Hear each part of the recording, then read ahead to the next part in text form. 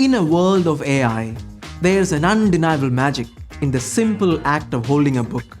The feel of its pages, the scent of the paper, and the way it allows us to lose ourselves in its world.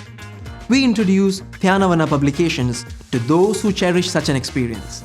As the press apostolate of the Carmelites of the Karnataka Goa province, we proudly present a collection of profound works by our own priests. Our books encompass themes such as prayer, contemplation, Carmelite heritage, and spirituality. The publication has 4 wings: the print media under Dhyanavana Publications, Dhyana, a biannual English journal, our Konkani monthly, Naman Balok Jesu, and the English monthly, Springs of Living Water. Countless other books await you under our banner, and we invite you to explore the treasures we bring to you. Discover the joy of reading with Dhyanavana Publications.